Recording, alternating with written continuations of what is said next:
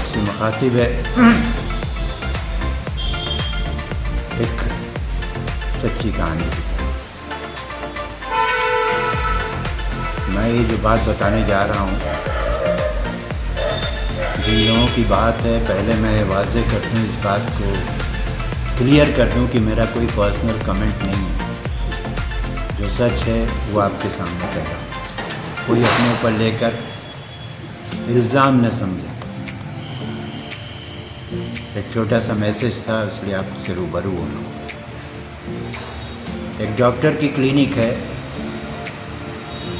और डॉक्टरों का आज जो सेवा है, उनको उनका काम करने का जो तरीक़ा है, इसमें एक परामर्श शुल्क होता है, नंबर लिया जाता है डॉक्टरों से। कुछ लोग फ़ोन से लेते हैं, कुछ लोग जाकर लेते हैं। 100 रुपये, 200 रुपये, 300 रुपये, यहाँ तक कि 500 और 1000 तक, जैसा उनका लेवल है, जैसी उनकी क्वालिटी है, जैसी उनकी एबिलिटी है, जैसा उनका टैलेंट है, जैसे वो स्पेशल है, स्पेशलाइजेशन है जैसा उनका, उस हिसाब से उनका वो पर्सनल फीस है जिसके तहत वो परामर्श देते हैं। दवा और चेकअप या बाद का जो खर्चा है वो अलग है।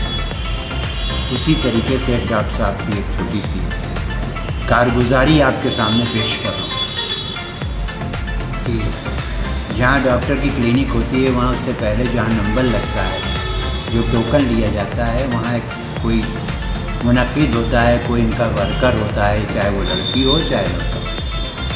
तो एक डॉक्टर साहब की क्लिनिक है और सामने उनके चैम्बर के आगे जो जगह होती है जहाँ मरीज़ आकर बैठते हैं, वहाँ एक काउंटर होता है। काउंटर को लड़का या कोई लड़की होती है, वो नंबर नोट करता है और डॉक्टर साहब की फ़ीस लेता है, जिस हिसाब से फिर आगे नंबर लगाता है। इसी तरीके की एक क्लिनिक है, काम चल रहा है, डॉक्टर साहब का समय हो गया है, उससे पहले लोग मरीज़ आ रहे हैं और अपना नंबर लगा रहे हैं। तो उन डॉक्टर साहब की फ़ीस थी 500 रुपये पर मरीज़। एक मरीज़ को देखने की जो फ़ीस थी वो 500 रुपये। वो जो लड़का बैठा, वो नंबर जो नोट कर रहा है, तो सबसे नाम नोट किया, मोबाइल नोट किया और पैसा लिया और नंबर दे दिया। लोग बैठे अपने अपने क्यू के इंतज़ार में। इसी तरीके से वो करीब 10 या 20 जो भी हो, कभी 15 भी हो सकते हैं, 12 भी हो सकते हैं, 10 मरीज़ उस दिन आए। 10 मरीज़ का मतलब आप समझ सकते हैं, 500 के हिसाब से 5000, 5। जो शाम को जब डॉक्टर साहब उस दिन का इत्तेफाक है हिसाब लेने लगे, तो 10 मरीज़ के हिसाब से 500 हुआ, तो 10 पर्चे तो थे, लेकिन पेमेंट जो है 500 रुपये इसमें कम थी। ये मेन उस दिन का एक इत्तेफाक समझिए। 500 रुपये कम थे, 4500 उसने दिया और 10 पर्चे, 10 मरीज़ तो अपने दिखा के चले गए।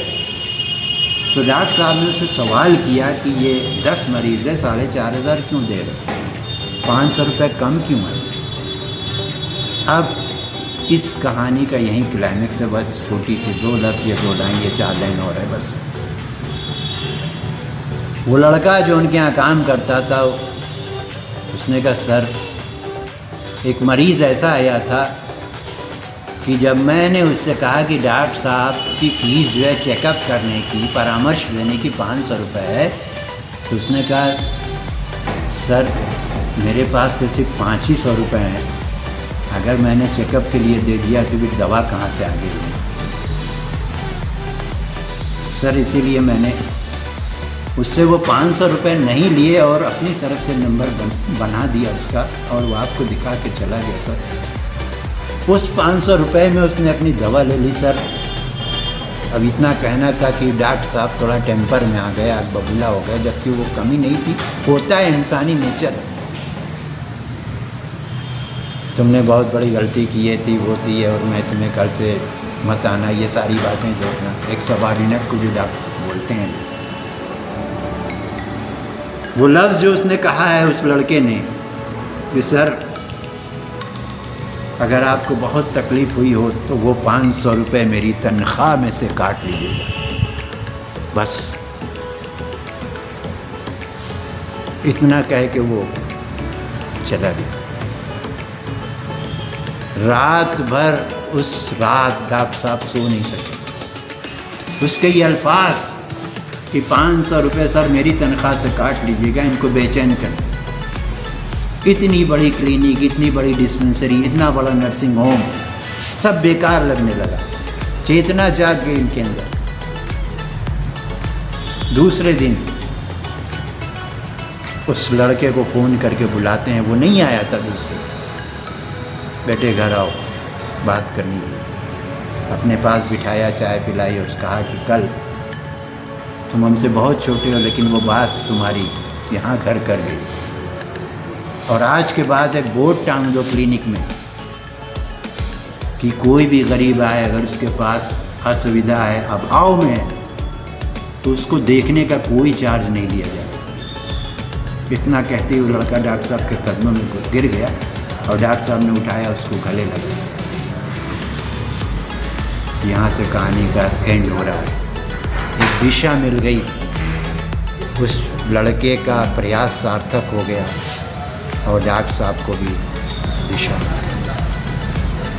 अगर अच्छा लगा हो तो इसको आगे पहुँचाएँ। बस यही कहना था। फिर मिलेंगे।